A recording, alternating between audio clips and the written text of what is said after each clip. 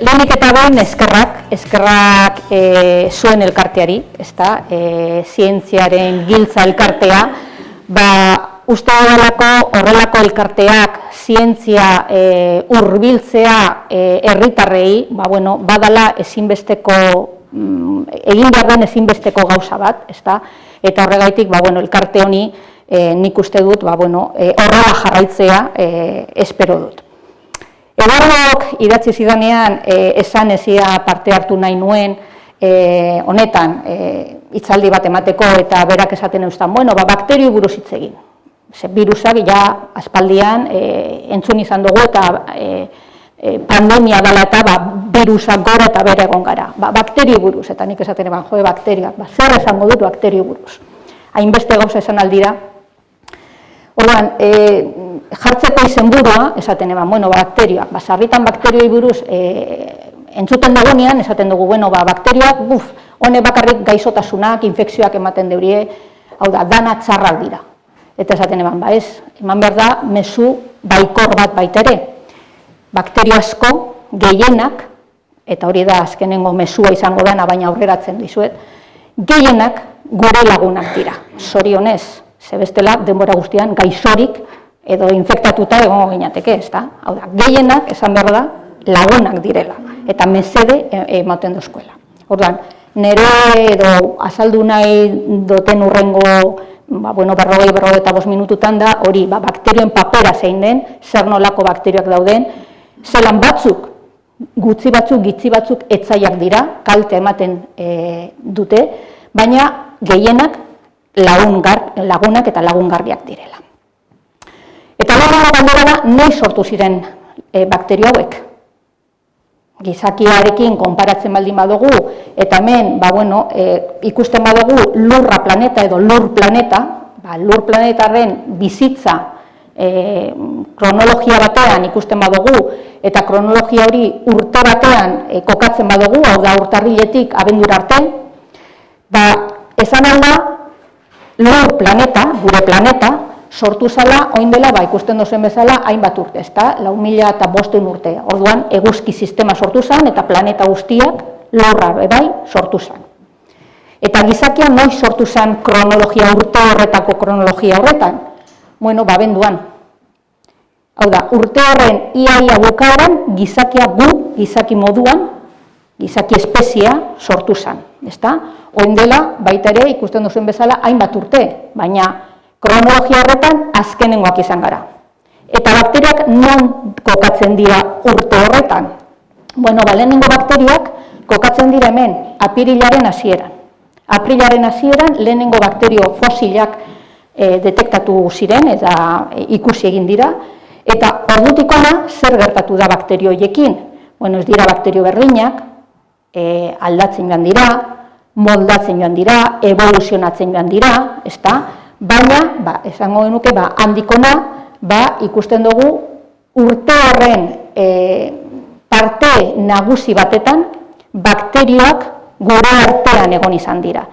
Gure artean ez bereziki ze gu ia abenduan jaio ginen, esango genuke. Baina hemen bakterio horiek, egon dira ozeanoetan, egon dira lurzoruan, landaretan, orduan egon ziren landaretan, eta orduan egon ziren animalietan, dinosaurietan, eta bar. Beraz, bakterioak aspalditik gure planetan dauden organismo batzuk edo mikroorganismo batzuk dira. Bigarren galdera izan daiteke, eta zenbat bakterio dauz? Bakterio gitzi, asko, zenbat dauz? Ze gizakia, badakigu, toki batzutan, gehiago beste batzutan baina badakigu zenbat gauden.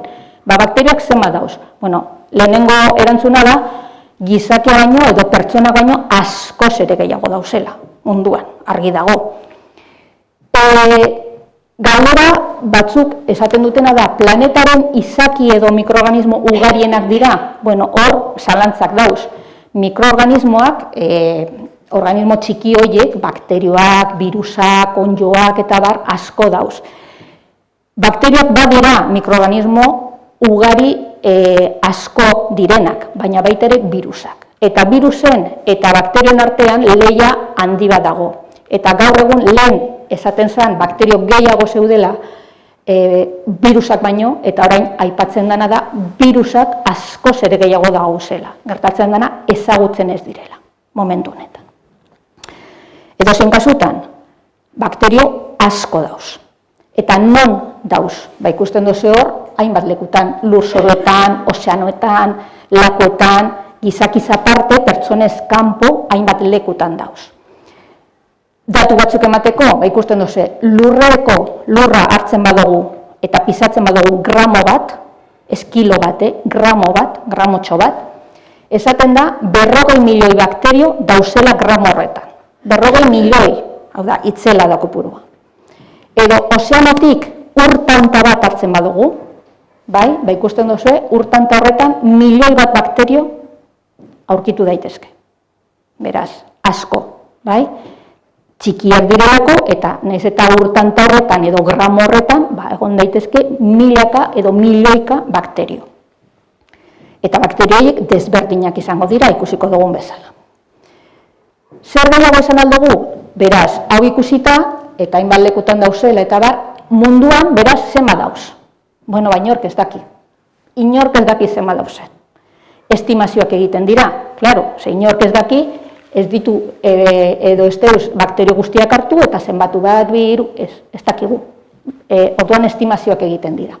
Eta estimazio horietan, esaten da, dauzela, kopuru hau da, 5 bider 50 bakterio. Zer esan nahi du honek? Bueno, 5 bat, eta 0,0000, 30 aldiz, 30,0. Claro, hau ikusten da hori, eta esaten du, hori zer da asko, gitzi, bueno, kristona da, asko, itzela. Konparatzen dagoen guk ezagutzen dugun beste kopuru batzuekin, ezta? Esate baterako milioi bat, deno dakigu milioi bat zer dan, nahiz eta ez euki, baina badakigu zer dan, da 10 bersei, hau da, 1 eta 6 0. Bilioi bat, 10, hau da, 1 eta 12 0. Beraz, hemen daukagu 5 eta 30 0. Beraz, itzela da, estimazioak esaten debriena. Eta bakteria guzti horiek egongo dira, inguruan, hau da, kanpoan, gizakitik kanpo, pertsonatik kanpo. Esan bezala, lurzoruan, ozeanoetan, lakuetan, eta non egon daitezke agerian, esango genuke, hau da, laku bat eta dagoa, bueno, agerian ez dira begibistaz ikusten, ikusiko dugun bezala, baina egon daitezkean, urtanta bat hartzen bat dugu han, baina baita ere, deskribatuta dauzela, oso kondizio gogorretan aurki daitezke, esate baterako, Antartikan, hotz asko egiten duen lekuetan, baita ere bakterioak daude. Hau da, bakterioak bizi aldira oso leku hotza egiten duen lekuetan. Edo, kriston beroa, basamortuetan dauden gune horietan baita ere bakterioak daude. Edo, esate baterako, ozeano sakonean, ozeanoaren gainean, Kantauritzasoan eta egongo dira, baina baita ere barruan, ozeano metro azpi itzela, baita ere aurki daitezke bakterioak. Beraz, badaude leku guztietan. Momentu honetan, ikertzen den leku bakotza, hortik bakterioak isolatzen deuriez, hortik bakterioak hartzen dituzte. Bueno, bakterio asko dauz. Eta bakterio guzti horiek zailkatzeko, bakoitzari izen bat jartzeko, ikusteko nolakoak diren, eta irizpide batzuk jarraitzen deurie, ez da egiten edo nola. Adibidez, virusekin, COVID-aren virusaren izena, SARS-CoV-2 hori, zientzialari batzuk eman zioten izen hori. Gauza bera bakterioekin, ez da? Irizpide batzuk dauz zailkatzeko. Irizpide da beraien itxura, nolakoak dira. Eta itxura ezberdina da, gu bebai desberdina garelako, bakterioak baita ere. Orduan, kasu honetan, batzuk dira ikusten duzuen borobilak, holako borobiltxoak dira, eta horiei deitzen zaie kokoak. Beste batzuk dira horrela, lusangak. Koloretan ez fijatu, hau da kolore batzuk, baina gehiagorik ez. Baina lusangak dira, eta horiei deitzen zaie baziloak. Eta beste batzuk dira horrelakoak, espirilak, espageti modukoak. Eta horiei deitzen zaie espiriloak. Beraz, forma ezberdinak dekiez. Eta gainera, forma ezberdinak dekiez, eta hemen ikusten den bezala, baita ere, taldekatze mota ezberdina dute. Hau da, batzuk bakanka agertzen dira, bakoitza bere aldetik.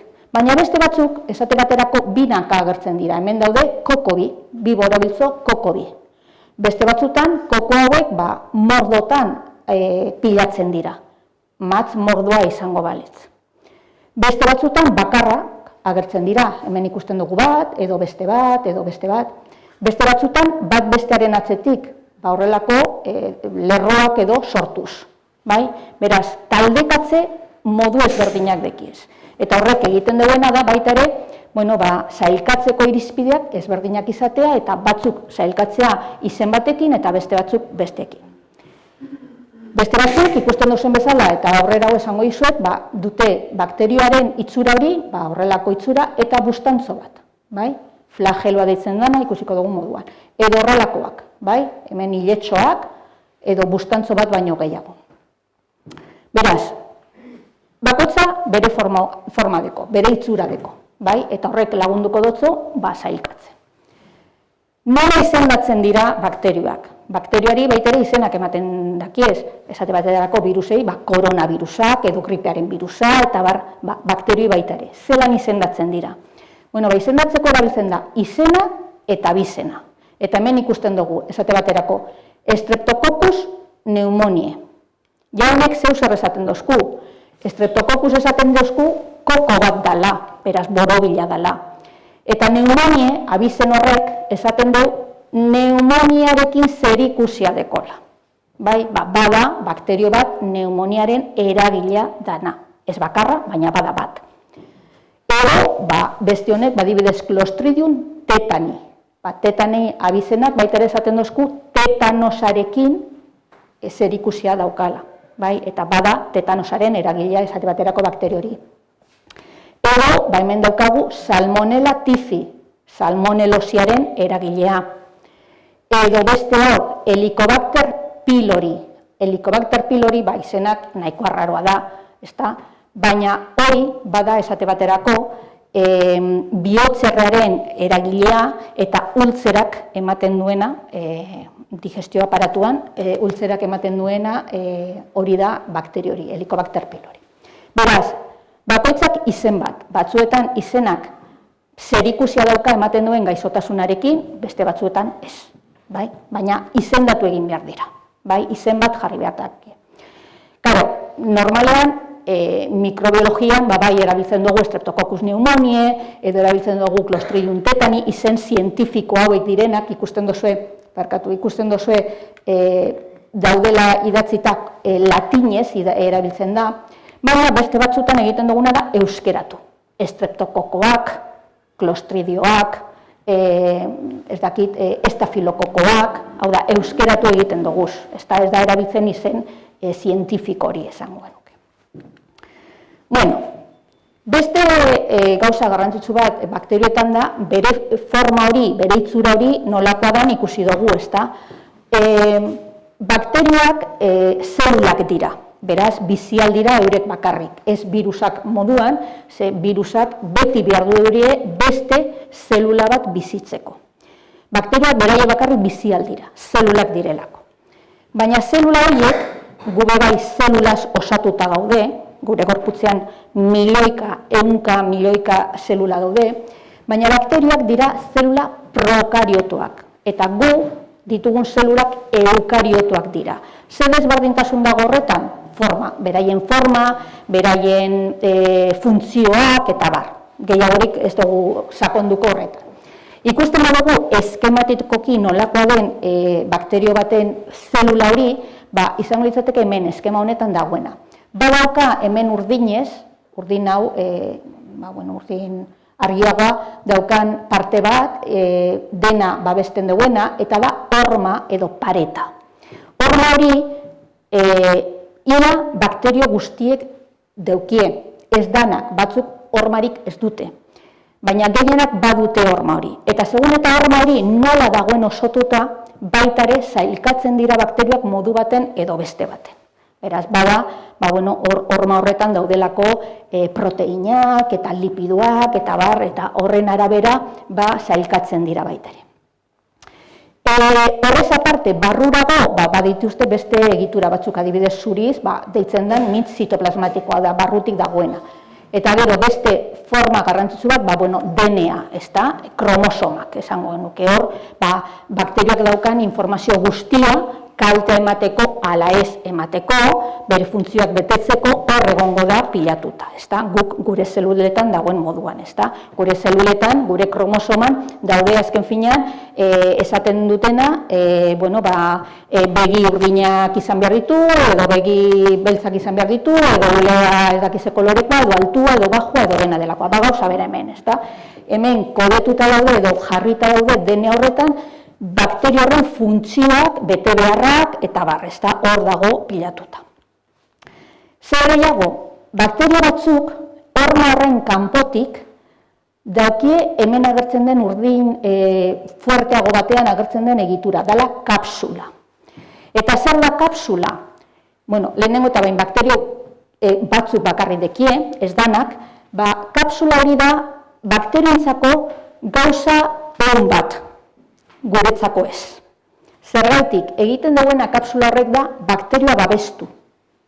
Eta zertaz babesten da? Gure defentsetatik esate baterako.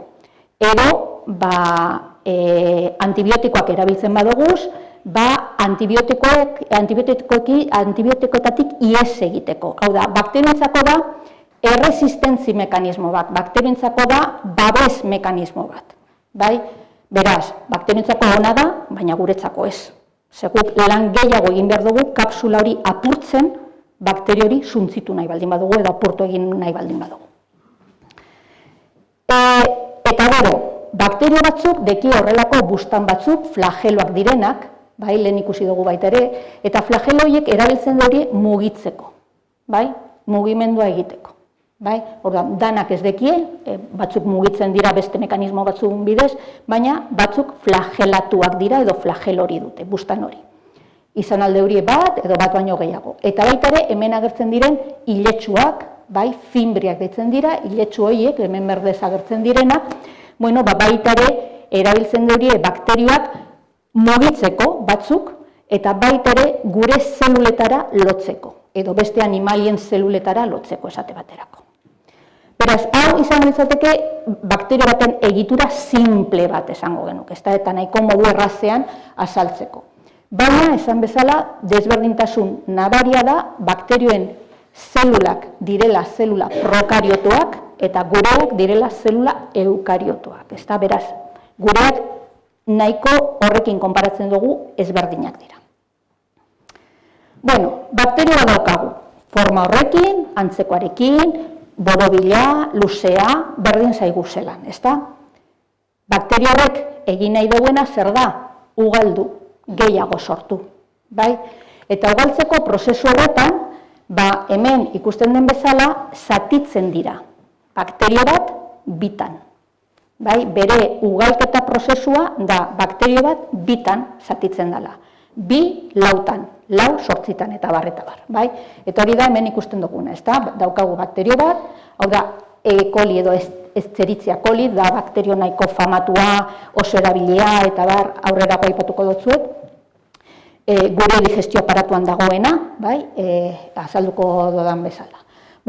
Hemen daukagu bakterio hori, 0 puntuan edo 0 minututan, 20 minututan 2 sortzen dira. Hau da, bakterio honek, Escherichia coli honek, 20 minutu behar deuz, bakterio bat bitan banatzeko. 40 minututan, 4. Ordu batean, askoz ere gehiago,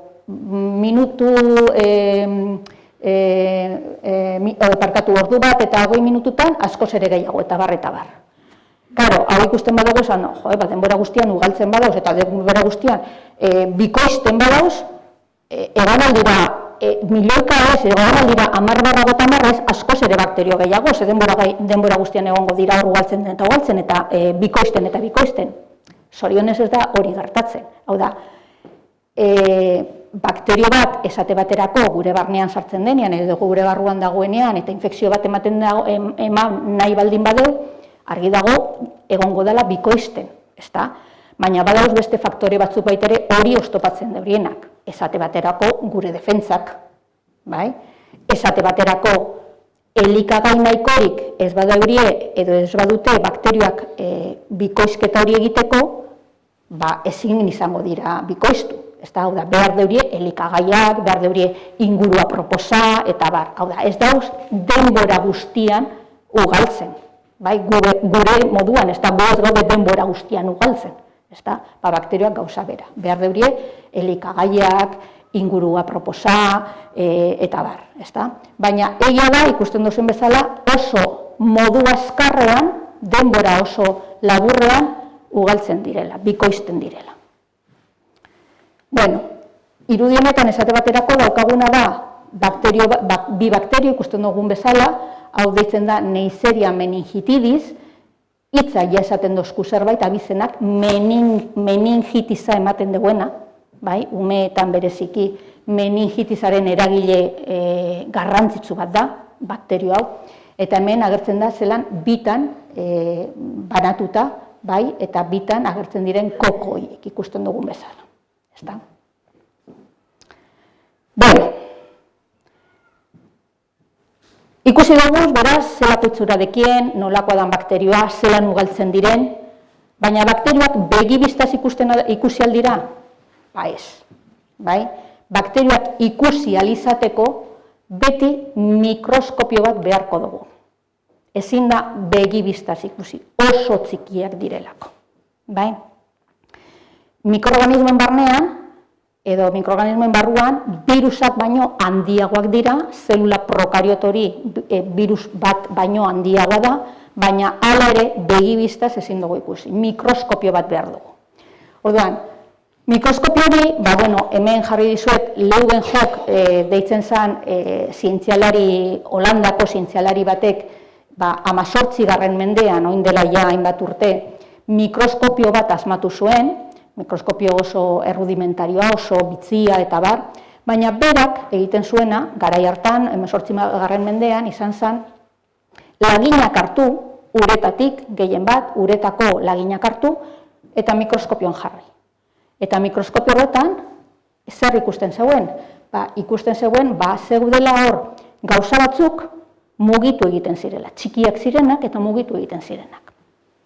Eta berak, bere garaian, 18. mendean, gauza hoiei ezien deitu bakterioitza, ez zeuen bakterioitza erabili zuen animalkuloak. Animalkuloitzak ziren, edo berarentzako animalkuloak. Animalien antzeko zerbait esango genuke, baina txikiak, 18. mendean esaten zuen. Handikona, dena evoluzionatu egin du, argi dau. Eta, mikroskopiak baita ere evoluzionatu egin deuri asko, eta, gaur egun mikroskopiak erabiltzen dira, esan bezala, lagin bat hartzen da, eta lagin hori mikroskopian begiratu alda, batzuetan lagina tindatu egiten da, koloranteak erabiltzen dira tindatzeko, kolorea emateko bakterioari, ze bakterioak berez ez dauka kolorerik, bakterioa berez transparentea da, gardena da. Orduan, hobeto ikusi alizateko mikroskopioan koloreak ematen dira. Eta kolore horiek, tindatzaile horiek, bakterioen hormaren arabera, horregaitik esan dizuen lehen, horma hori bakterio batzuetan eta beste batzuetan ezberdina da, hormaren arabera hartzen durie kolore bat ala bestea. Orduan, irudi honetan edo irudi hauetan azaldu nahi dizuet esate baterako ze koloreak hartzen durie. Batzuetan, ikusi, dira borobilak eta moreak. Bere horman badutelako osagai batzuk kolore hori ematen diotenak, ezta? Hauek dira estafilokokoak esate baterako. Beste batzutan, larrosagoak dira, baita ere, hemen luzeagoak dira, baina larrosagoak dira. Edo beste batzutan, lagin honetan, hauek dira danak bakterioak bakarrik, bai honetan eta bai honetan. Baina honetan dekoguz gauza desberdin bi, alde batetik. Egitura handi batzuk, larrosak direnak, eta beste bat egitura txikiago batzuk, ezta? Hemen agertzen direnak, baitu, lerroka dauzenak, moreak direnak, eta lerro luzeagoak edo txikiagoak direnak, ezta? Bakterioak dira hauek, hemen agertzen direnak, moreak direnak. Beste hauek, handiak direnak, dira gure zelulak. Batzuetan, lagin hartzen badugu, Imaginatu, sudurretik, edo belarritik, edo gorputzeko edozein lekutatik. Lagina hartzen badugu eta hori tindatu ondoren mikroskopioan begiratzen badugu, klaro, hor gure zelulak ditugu bebai, orduan bakterioak eta zelulak ikusi aldira, ezta? Eta hori da, pizka bat hemen ikusten dana, ezta? Beraz, mikroskopioak bada bakterioak ikusteko tresna oso erabilgarria, eta baita ere, evoluzio horretan, baita ere badaude beste forma bat edo beste modu bat bakterioak ikusi eta identifikatu eta izena emateko erabiltzen direnak. Eta dira, eta irudi hau bereziki da kartelean dagoena, da horrelako plaka batzuk non agarra dagoen, agarra bada osagai bat bakterioak hasteko erabiltzen dena, hau da, hor nutrienteak, elikagaiak daude, bakterioak hasi eta ugaltzeko, bai? Eta orduan, agarrak lagina hor jartzen badugu, demagun belarriko lagina, edo sudurreko lagina, edo gorputzeko beste lagin bat, bai? Hor lagin bat jartzen badugu, hor bakterioak hasi aldira. Eta hemen ikusten dira, horrelako itzurak, bai? Esango dut, zuriak, handiak direnak, eta hauek ez dira bakoitza bakterio bat. Baizik eta hau da, hemen milaka bakterio dauz. Hau da, hartuko badenu zatitxo bat hau eta mikroskopian ikusiko genuke milaka bakterio. Beraz, batzuetan horrelako itxura dekiez, zuriak direnak, beste batzutan ikusten duzuen larrosak direnak, eta hemen puntu ezberdinak dauz, ikusten duzuen bezala batzuk, hemen milaka puntuak daude, baina batzutan solte agertzen direnak, horretan, puntu bakoitz horretan, koloniak deitzen direnak mikrobiologian, ez kolonia botatzen duguna, baizik eta bakterioen kolonia, dauz milaka bakterio, bai? Eta ikusi batzutan, hartzen horiek kolore arrosa, beste batzutan transparentiagoa, itxura ezberdinak dekiez, ezta? Guzti horrek baita ere laguntzen du identifikatzen, hau da, izena jartzen bakterioari.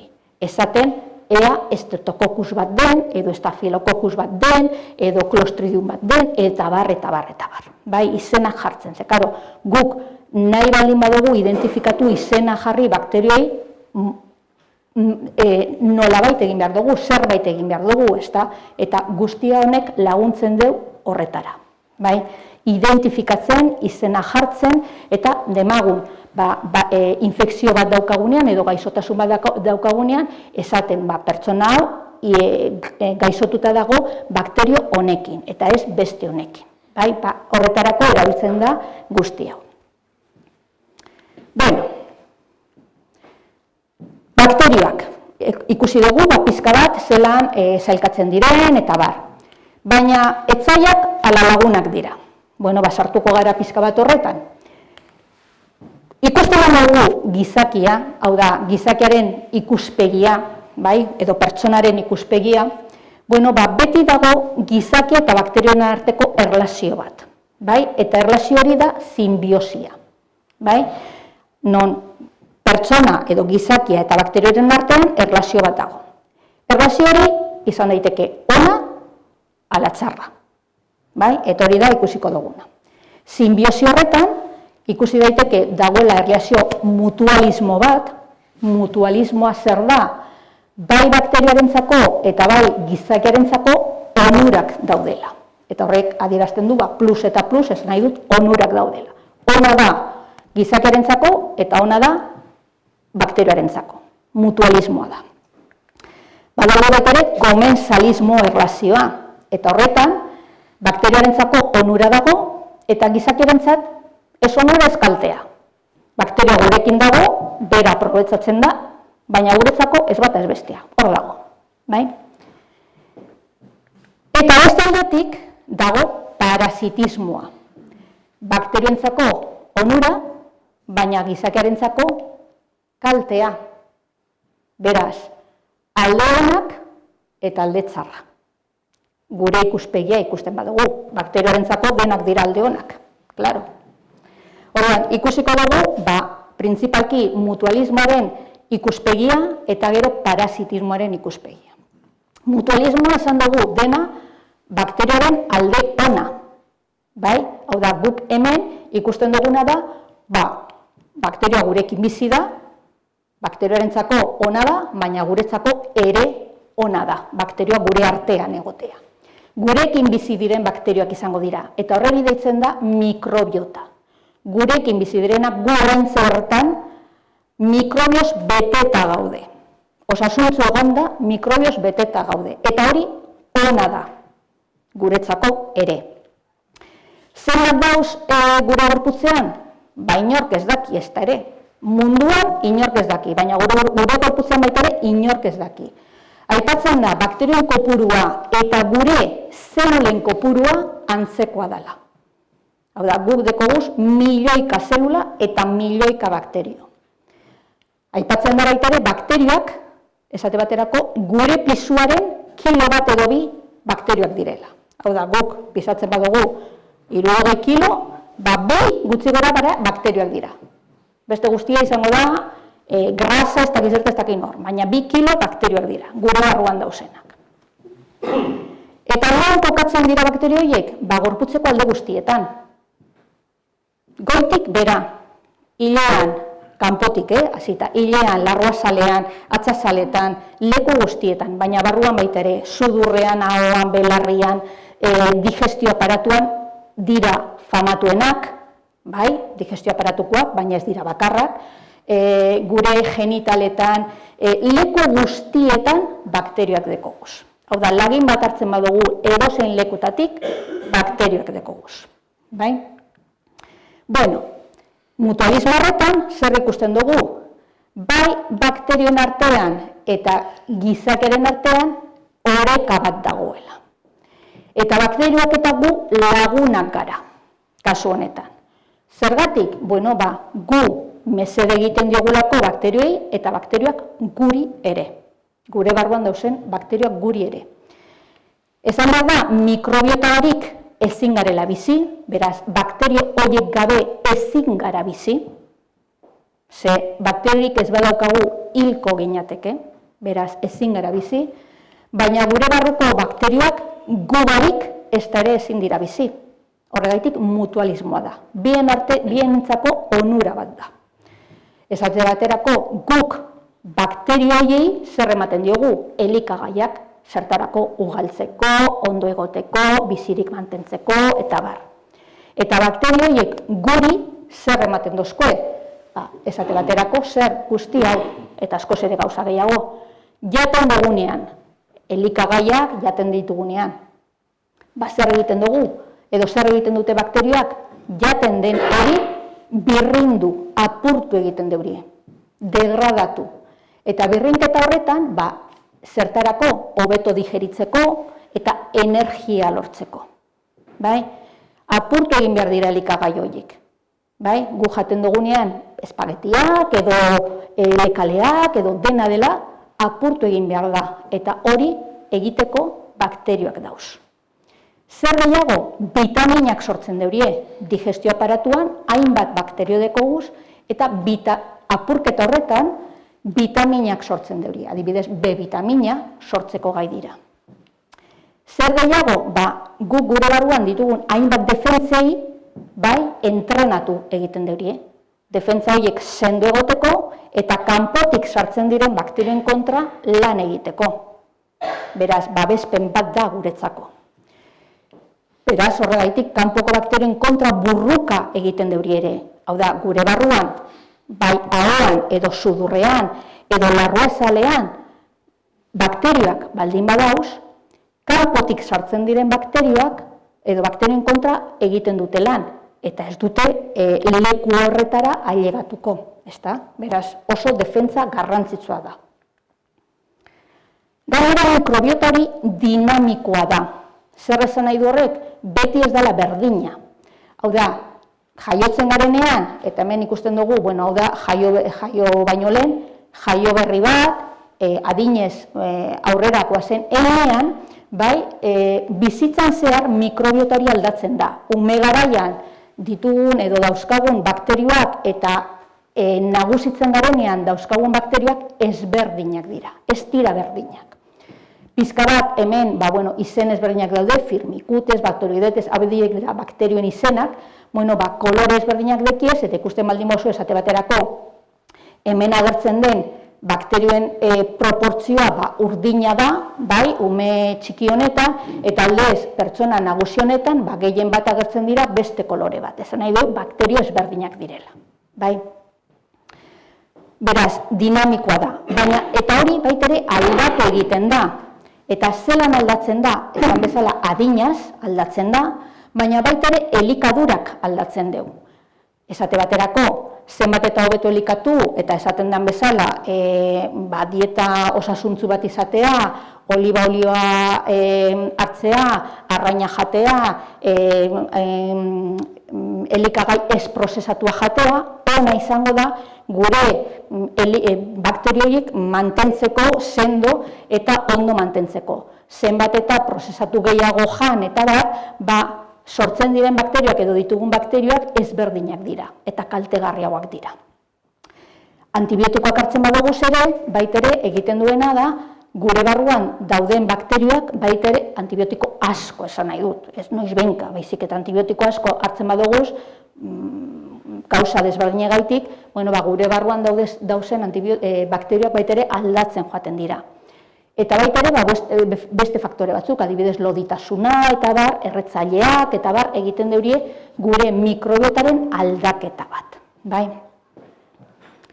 Adibide pare bat, mikrobiota horretan.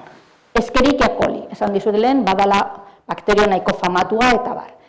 Escherichia coli, esate baterako, bada bakterio bat gure hesteetan dagoena, digestio aparatuan dagoena. Baina, mikrobiotan ikusten duguna da, gure barruko mikroorganismo horiek, gure barruko bakterioiek lekuz aldatu daitezkela. Batzutan aldatzen dira. Eta hori ona da, segun.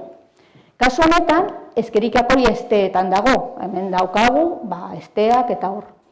Zer egiten da, heste horietatik uskitik kanporatzen da. Komunera joaten garenean eta uskitik kanporatzen da, ezta? Eta batzutan, uski horretatik bakterio hori gernura joaten da, edo gernu bidera joaten da. Eta gernu bidera joaten danean, hau da, uskitik kanporatu eta gernu bidera joaten danean, zer da ematen duena? Gernu bidera infekzioak, zistitisak, printzipalki. Beraz, gernu bideko infekzio hori, edo gernu bidera ailegatzen danean Escherichia coli hori, hau da, gure mikrobiotako bakterio bat digestio aparatuan egon behar dana, kaltegarria bihur daiteke. Beraz, laguna da, baina lekuz aldatzen bada, etzaia bihur daiteke. Beraz, leku aldaketak arazoak ematen ditu.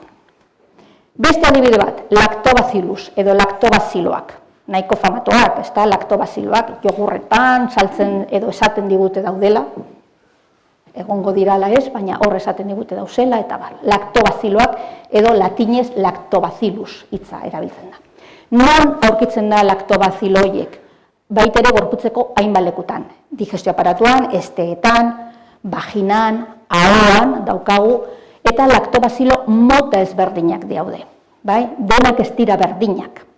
Denak lactobaciloak dira, baina abizen ezberdina dekie. Eta segun eta zein dagoen nagusiki, zein dagoen kantitate handiagotan, hobeto edo txarragoa da guretzako. Esate baterako, lactobacillus crispatus deitzen dena badago, zer egiten duenek? Kantitate handitan baldin badau, egera egiten duena da azidotasuna. Digestio aparatuan azidotasuna daukagu, eta azidoiek onak dira digestio aparatu hori ondo mantentzeko, ondo digeritzeko elikagaiak, beste bakterio batzuk esartzeko eta bar. Hau da, ona da, bai digestio aparatuan, zein vaginan esate baterako, ezta? Beraz, bada oso ona, bakterio honek ematen duena azidotasun hori eta horrek osasuna eragiten dugu.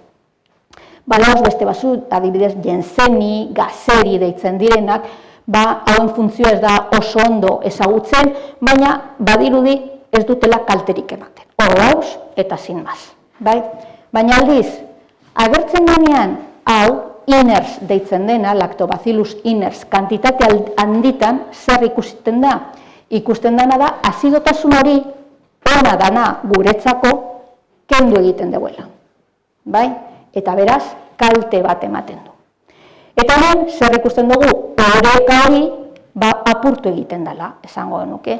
Krispatuz asko badauz ona, baina inerz asko bat dago txarra. Bai? Orduan, segunetan zeintzuk dauzen, ona edo txarra. Beraz, oreka hori apurtu egin daiteke, barkatu. Oreka hori apurtu egin daiteke, segun eta zeintzuk agertzen diren.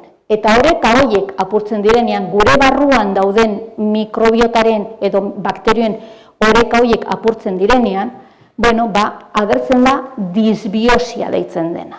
Eta disbiosia da desoreka bat.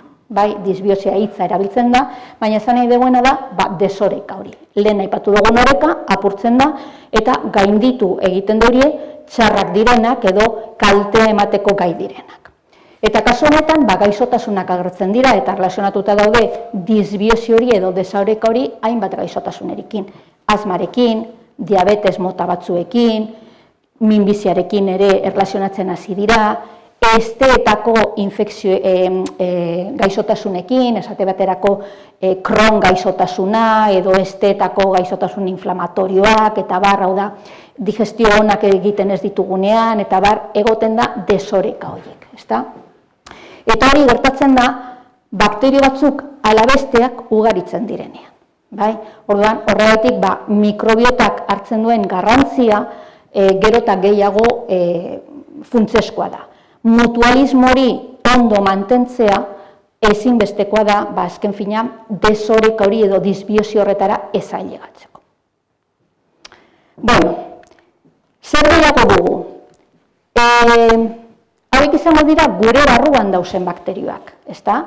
Esan dut, egoera mutualista batean dauzenak. Mesede ematen dozko guri batzutan kaltea, baina gehienetan mesedea. Baina horrez aparte, badauz beste batzuk parasitismo erlazio batean daudenak. Hau da, bakterio patogenoak direnak. Patogeno hitza dator grekotik, patos hitzatik, esan nahi duena gaixotasuna. Eta badakigu, hainbat infekzio mota dauzela, hainbat bakterio dauzela infekzioak eta gaixotasunak ematen dituztenak, ezta? Arnazbidekoak, badekoguz, sinusitizak, otitizak, pneumoniak, tuberkulosiak, eta danak dira bakterioak, larrazalekoak, horrelako inpetiguak, eta begitzindorrak, eta esate baterako, gernubidekoak, zistitizak, prostatitizak, eta komentatu duguz, sexubidezkoak, burmuinekoak, meningitizak, eta guzti horrek bakterioak eraginda daude. Bakterio ezberdinak dira, izen ezberdinekin, baina bakterioak izango dira, beraz, hemen alde txarra ikusten dut. Nola transmititzen dira bakterioak? Ikusi, hainbat modutan, hainbat modutan, adibidez, batzuetan, modu horizontalki deitzen dara, mozua emanez, sexubidez, pertsona batek badauka bakterioa, beste bateri transmititu aldotzo, logikoa den bezala, arnaztantei bidez, oso hurbil baldin badaude pertsonak ikusi dugu virusetan, bebai bakterioetan, vertikalki deitzen dana, hau da, emakume batek haurdun baldin badago bere fetuari transmititu aldio, gaixo baldin badago transmititu aldio plazentari esker, vektoreak, deitzen direnak, vektoreak dira, euliak, akainak, garrapatak, eltxoak, guzti horiek dira vektoreak, horrekin baita ere. Objektui esker, ukitzen badugu, nik esate baterako momentu honetan ere larrozelean bakterio infekziokor bat baldin badaukat edo patogenoa dana eta hau ukitzen baldin badut, beste norbait baldin badator hau ukitzen ondoren, posible da baita ere kutsatzea, ez da objektu ezberdinak. Ura, elikagaien bidez, baita ere, hau da, ur kutsatua, elikagai kutsatuak, salmonelosia, esate baterako elikagaiak janda transmititzen da, eta beste hainbat ere, edo aireari esker, ezta? Hemen aire tantak izango da pertsonak hurbil daudenean, eta hemen airea da, tanta horiek gelditzen dira hor, eta beste pertsona batzuk datoz handik ordu betera, demagun, eta baitere kutsatu aldira. Beraz, modu desberdinez izango dira bakterio patogenoak, kaltegarriak direnak, kasu honetan, infekzio bat edo gaixotasun bat ematen deurienak. Ez dula eginez, eta ikusten den bezala, Vektoreak, euliak, eltxoak, elikagaien gainean bere bakterioak utzita esate baterako, eta gu jaten dugu demagun elikagai horiek edo ur hori edaten dugu. Bakteriak beraz, sartzeko mekanismo desberdinak dute, hau da, sartu aldira gorputzeko leku ezberdinetatik, transmititzeko modua ikusita, leku ezberdinetatik sartu aldira, segun eta ze bakterio da, sartuko da ahotik, edo siringa baten bidez, edo gernu bidetik, edo uskitik, edo dena delakoa, edo hiltxo batek ziztatzen da uskunean, edo dena delakoa, eta gure barnean, edo gure barruan infekzioa eman ostean eta gaixotasuna eman ostean, bakterioiek kanporatuko dira baita ere, ondoko pertsonak kutsatzeko, eta nola kanporatzen dira, baita ere mekanismo berdinetatik, logik baden bezala, ezta? Hau da, nik bakterio bat nire barrura sartu bada arnaz bidetik, kutsatu egin nau, infektatu egin nau, gaixotu egin naz, demagun pneumonia bat izan da, pneumonia bat izan dut, bakterio hori ugaltzen dago nire barnean, nik ez duela egiten baldin badut, ondoan dauden pertsonak baita ere kanporatuko da bakterio hori eta ondoan dauden pertsonak kutsatu aldira. Zer infekzio motak eman alduriez bakterioak? Danetarik. Batzutan, sintomarik gabeak. Ez dago inolako sintomatologiarik. Batzutan, virusen bezala. Batzutan ez da agertzen sintomatologiak. Ondo ez aputzu bet, baina gehiagorik ez. Baina pertsona horiek kutsatuta badauz, transmititu aldute, transmititu aldeurie bakterioa. Beste batzutan harina izan alda. Hau da, sintoma oso harinak, ondo eza, sukar pizka bat agian, ondo eza, baina gehiagorik ez, harin horretan, esate baterako, naiz eta goiko arnaz bideko infekzio gehienak, otzeriak eta holan virusak eraginda daude, batzutan bakterioak egon aldira implikatuak, oso gitzitan horiek eta harinak izaten dira, ezta? Akutuak baita izan daitezke, eta akutuetan, adibidez, sinusitis bat daukagu, edo otitis bat daukagu, oso denbora laburrean sendatu egiten gara. Naiz eta batzutan, akutu horiek larriak izan aldira, esate baterako, akutu bat izan daiteke pneumonia bat izatea. Pneumonia larria den infekzio akutu bat da. Denbora labur batean, tratamendu egoki bat ematen badozkoe, sendatu egingo gara. Akutua da, denbora laburra delako, baina larria izan alda. Kronikoak baita ere izan aldira, eta kronikoak dira lusatu egiten direnean denboraz, adibidez tuberkulosi bat, lusatu egin daiteke denboraz, Eta baita egon daitezke berri infekzioak, behin eta berriro infektatzen garela. Esate baterako zistitisa, gernubideko infekzioak, badaude pertsona batzuk, behin euki deuriela bere bizitzan zehar zistitis bat, eta inoz ez deuri euki gehiago. Eta beste pertsona batzuk, igual urtean zehar, behin baino gehiagotan izan aldutela, birritan edo hirutan. Batzuetan berri infekzioak dira, berriro infektatzen dira. Eta hori, aztertu behar da batzutan zergaiti den, eta bar. Aurrera joango gara, orduan, bakteriak zer esan behar da, edonon egon daitezkela, edonon daudela, eta sortzen deurien infekzioak eta gaixotasun infekziosoak anitzak direla, ugariak direla. Edozein lekutan aurki daitezke, eskuetan, mobiletan, edozein lekutan elikagaietan eta bar, eta bakterio horiek edozein infekzio eta edozein gaixotasuna eman aldeuriela. Hori aldetzarra, infekzioak eta gaixotasunak ematen deurienak, ezta? Orduan ikusi dugu gizakia eta bakterioen erlazio hori asko mutualistak direla, asko mesede ematen deuriela, baina batzuk infekzioak parasitismo edo patogenoak direnak. Baina zer gertatzen da inguruan dauzen beste bakterio askorekin, esate baterako ozeanoetan dauzen bakterioekin. Hauek alde ona dute, esate baterako ozeanoetan hainbat bakterio dauz, hemen ikusten den bezala, eta bakterio horiek zer egiten deurie? Deskonposatu, apurtu, esango genuke elikagaiak sortzeko. Hau da, plaktona badaukagu, fitoplaktona, algak eta bar badekoguz, ozeanoan, eta ozeanoa horiek hiltzen direnean, plakton hori izaki txikiak, algak eta bar, hiltzen direnean zer egiten deurie bakterio hauek deskonposatu, apurtu guzti hori eta elikagaiak sortu, nutrienteak, elikagaiak sortu, eta elikagai horiek beste ozean horretako animaliak, arrainak eta bar, aprobetxatuko dute jateko, bai? Beraz, mesedegarriak izango dira.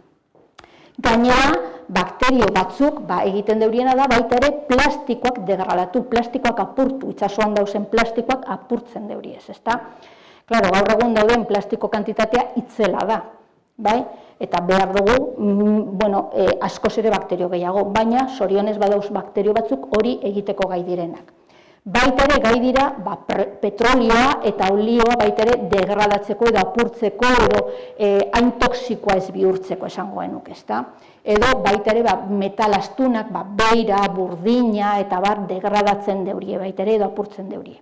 Orduan, mesede egiten deurie baita ere ozeanoetan dauden bakterioak eta mesede hori, ozeano hori hobeto egoteko esango litzateke eta baita ere hor bizi diren beste animaliak eta landariak eta elikagai horiek aprobetxatzeko. Zer beste alderdi positiboak dute bakterioak? Esate baterako nekazaritzan. Nekazaritzan badauz bakterio batzuk deitzen direnak rizobium, eta rizobium egiten deuriena da lurzoruan dagoen nitrogenoa hartu eta landare lekalei eman. Hemen daukagu bakterio horiek irudikatuta, orduan nitrogenoa lurzoru horretan dagoen nitrogeno hartzen duri eta lekale horiek eman, hilarrak edo babak edo hobeagoak edo indaba hobeagoak izateko, ezta? Orduan rizobium izeneko bakterio hauek erabiltzen dira baita ere nekazaritzan hori potentziatzeko, hori indartzeko esango genuke. Zer beste alderdi batzuk, esate baterako elikagaiak sortzeko, ezta? Eta elikagaien gintzan, baita ere hainbat elikagaietan bakterioak dauz, eta bakterioak parte hartzen dute elikagai horiek hobeto sortzeko, adibidez, gazta egiteko bakterioak, bakterio ezberdinak erabiltzen dira, segun eta ze gaztak diren, eta bar, ezta? Azken finean, esnean bakterioak daudelako, eta esne horretan dauden bakterio horiek laguntzen dute, azken finean, gazta hori sortzen. Edo ospina sortzeko, baita ere, zagarretik sortzen den ospin hori, bakterio ezberdinak laguntzen dute fermentazio hori egiten, ezta? Edo, jogurrean, ezta? Jogurtean, baita ere, jogur hori sortzeko erabiltzen diren esango dut, erabiltzen diren bakterioak, adibidez, lactobacillus famatu horiek eta bifidobacterium beste batzuk famatuak diren bakterioak erabiltzen dira, ezta? Beraz, hauek baita ere, alderdi ona izango da, bakterioen alderdi ona izango da. Beraz, zer ikusten dugu? Ikusten duguna da, alderdi on eta txar horretan, etzaiak eta lagun alderdi horretan, bakterio txarrak egia da egon badaudela, egia da guri infekzioak eta gaixotasunak eragiten aldigutela eta asko izango dira, baina dudarik gabe askoz ere gehiago dira lagunak direnak eta alderdi ona dituztenak. Alderdi on hori ematen dutenean. Bai gizakiari, baina baita ere ingurunean dauzenak ozeanoetan, elikagaian, nekazaritzan eta bar. Beraz, etzaiak ala lagunak, biak, baina nagusiki esango genuke lagunak dira, ezta? Eta nik uste dut ikuspegi hori eduki behar dugula beti. Mikroorganismoen barnean, zorionez lagunak direnak askoz ere gehiago dira, etzaiak direnak baino, eta bakterioetan ere. Eskerrik asko, ez dakit, orduan uste dut garai zibili naizela, ez dakit galderarik edo dagoen, eta espero dut.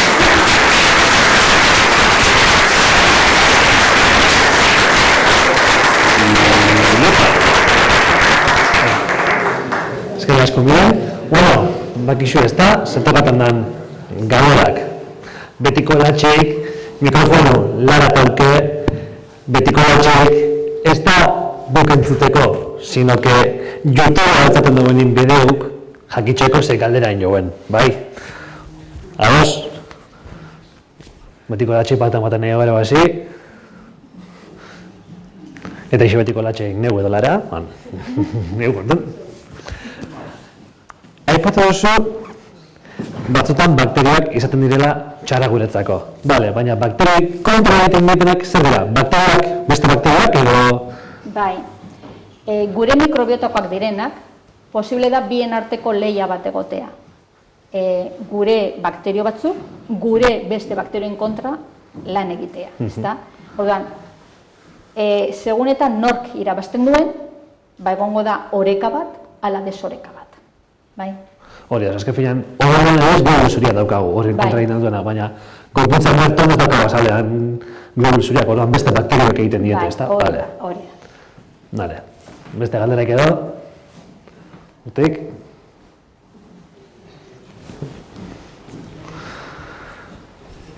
Hola, atzalde miren. Arrastean. A ber, ze alde, ze diferentzia bakteria baten eta virusan alagun, porque bata pegaxotzen gatzu, de bestipe bai. Bai. A ber, ze desberdintasun dau pertsona baten eta zaldi baten artean. Espezie ezberdinak diez. Ba hemen gauza bera. Mikroorganismoak talde ezberdinak dauz. Batzuk dira bakterioak eta beste batzuk dira virusak. Eta onjoak eta parasitoa dauz, baneri dau. Orduan, batzuk, bakterio eta virusen barnean, talde bi hoietan, pertsonak eta zaldien barnean moduan, bakterioak eta virusen barnean, badauz batzuk patogenoak direnak, gaixotasuna ematen deurienak, kalte ematen deurienak, kasu honetan gizakiarentzako, bai. Eta horrek kaltegarriak dira, talde bietakoak. Baina, bai forma, bai modua, bai ugaltzeko modua eta bere forma eta bar ezberdina da. Guztiz ezberdina da. Pertsona eta zaldia den moduan. Ezberdina diez. Bai? Baina bai bakterioetan eta virusetan, virusetan, gehienak lagunak dira. Oso gitzi etzaiak dira. Gertatzen dena, klaro, gaixo gaudenean, hoietaz gogoratzen gara, hoietaz akordatzen gara, etzaietan, baina gehienak lagunak dira. Bai, gehienak mesede egiteko dira eta gehienak kalterik ez dute ematen. Ze mikrobiota horretan, ez dut aipatu, ze klaro bakarri bakterioak ziren gaia, mikrobiota horretan bakterio buruz hitz egin dut. Bai, bakterioak, gure barruan dauzen bakterioak. Baina gure barruan, bai, virusak dauz, mesede ematen dauzkunak. Gaur egun pastan dena da, virusen mikrobiota hori ez dagoela hainik aztertuta edo ikertuta. Askoz ere ikertuta dago bakterioak, gure barruan dauzenak, ezta? Baina baitere, mikrobiotan gero eta paper garrantzitsua gabartzen deuriez, virusak, mesede emateko, onurak emateko. Beste bat, zu ardurarun ezaz, eixan zaz, COVID-an gora beran. Hau galderi eude, guk hartute gazia boste bakuna. Lehenengo bi, gero refuerzo piluarena, gero ostea bezarrantzako. Hori horan izan gora, udazkan aiatak bakuni hartzi izan gora etorkizunin, Gripearen bakuni hartzen dugu urtero? Gripearen kontrako bakunia? Bazeitik, hau ez? Esaten badozkoe, kasu gehiago dauzela, agian bakune hori hobetu egin deuriela, zergatik ez?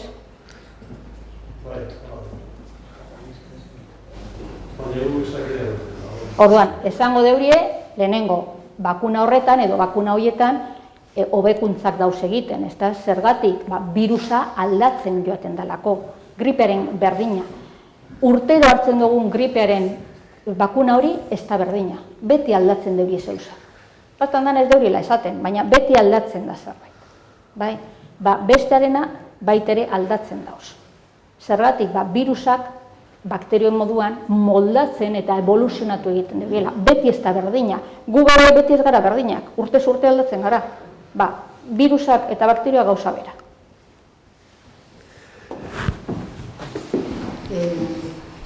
Antibiotiko emoten da ni, bakterixantzako da, ez da pitxusantzako. Bai, bakterioentzako. Bakterixantzako. Bai. Zertxite hori desberdintasune?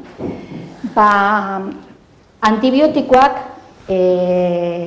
lan egiten deurie, bakterio horretan, erakutsi dut zelula, ez da? Bakterioaren zelula hori esan dut, paret, horma, kromosoma, flageloa eta bar, ez da? Antibiotikun funtzioa da, esate baterako horma horretan dagoen gauza baten kontra egitea. Claro, virusak ez deki morfologia hori, ez dute itxura hori. Virusek dekien itxura ezberdina da. Ikusi dozue behin eta berriro telebistan COVID-aren virusarena ezberdina da, itxura ezberdina da, ez da?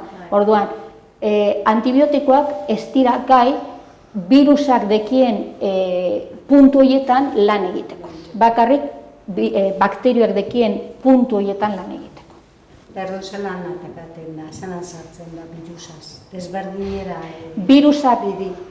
Virusak tratatzeko, virusen kontra, erabiltzen dira beste produktu batzuk, direla antibirikoak. Antibiotikoak dira bakterioentzako, antibirikoak virusen kontra. Pastan dana da, virusen kontra oso hitzi dauz. Esate baterako antibiriko bat. Zuek euki badozue herpesa, bai? Herpesa. Herpesa ematen daukagunean eta ematen dugun pomada txori, bada antibiriko bat, bai? Irakurtzen baldin baduzue prospektua, letra txikiz dagoen hori, jartzen den, antibirikoa, aziklobir, hori da antibiriko bat erabiltzen dena virus horrentzako, esate baterako. Galdera egitxua, horratzen bat. Zelan daki hau janari batek bakteria txarra badakar edo ona badakar? Kalte etxen dozkunin bakteria txarra dakarrelako da edo... Dinosu janari bat, holan janda...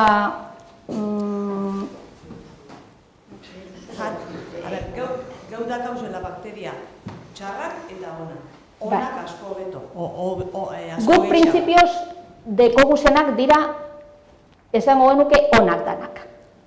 Guk dekoguzenak. Bai? Oreka batean dauz, gure barruan dauzenak. Eta onak dira. Pastan dana, oreka horretan batzuk ugaltzen badira, eta bestea gutzitu, orduan desoreka hori sortzen da. Eta gure barnean, desoreka horrek ematen deu kalte bat. Bai? Baina horre dira gure barruan dauzenak. Eta beste gauza da, kanpotik sartzen direnak. Kanpotik sartzen direnak patogenoak, txarrak dira. Kaltegarriak. Adibidez, horre jogurrak eta urten da benin. Bai. Bakteriak dazela jogurrin be. Bai. Horiek onak dira. Ona diz da. Claro. Bai. Ez badau kutsatuta. Ez badau kutsatuta. Ez badau txarto jogur hori. Bai, esan nahi dut. Elikagai bat txarto badau, posible da zerbait txarra sartzea, ez da, batzutan entzuten dugu, gazta bat kendu deurie, edo saltzitza bat kendu deurie, merkatutik bakterio bat dekolako, ez da, baina bakterio txar bat dekolako, listeria deitzen dana edo beste batzuk, baina printzipioz, merkatuan dauzen dana, elikagai guztiak, dekien bakterioak onak dira.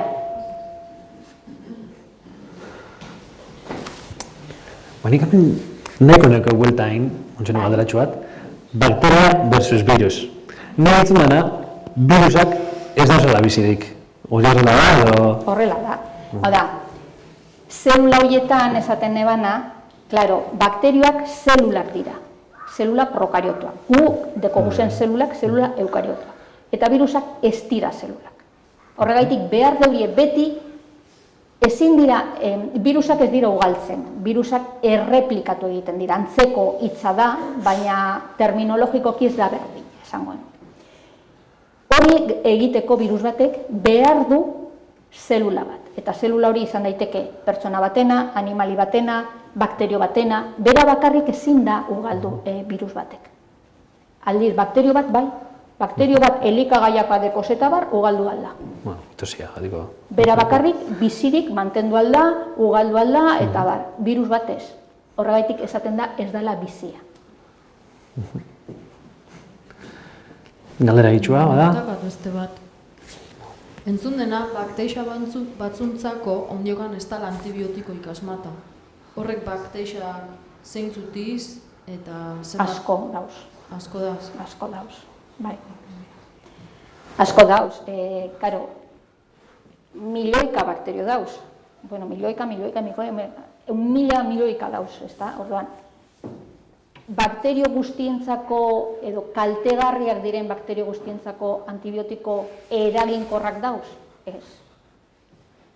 Zebestela, dena kontrolatuta egongo balit, bueno, gaixotasun larriak kontrolatuta egongo lirateke, kronikoak direnak bai, ia eriotzarik, bakterioen ondorengo eriotzarik ez lirateke egongo, eta pertsonak hiltzen dira bakterioen infekzioen gaitik, ezta?